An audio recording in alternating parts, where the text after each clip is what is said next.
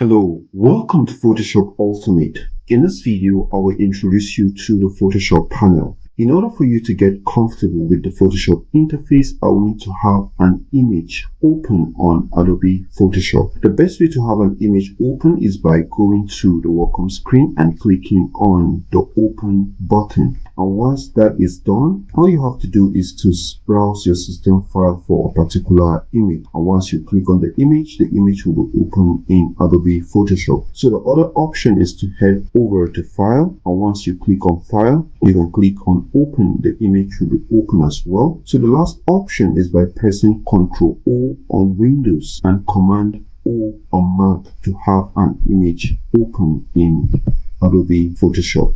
So you can as well browse the image once again, or you find the image that you need, you can as well click it open. Now, once the image is open in Adobe Photoshop, it's going to usher you to the interface or present you with the Photoshop interface. So to your left, you have set of tools that can be arranged in either single or two columns. So this is currently in a single column, so you can as well switch it back to two column.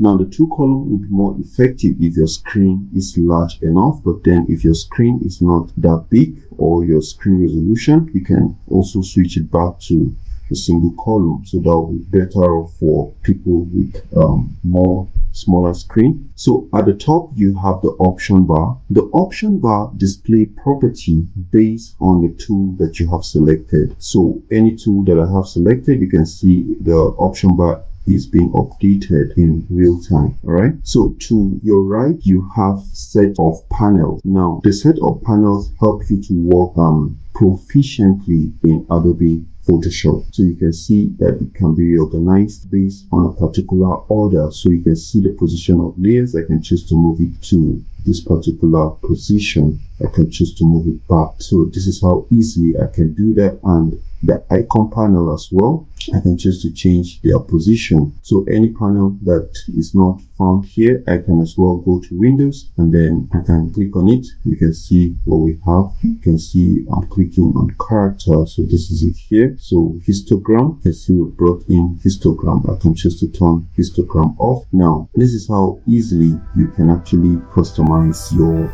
interface. Okay, now that is it on introduction to the Photoshop panel. In the next video, I will introduce you to how you can customize and move your panels around in Adobe Photoshop. So I'll see you in the next video.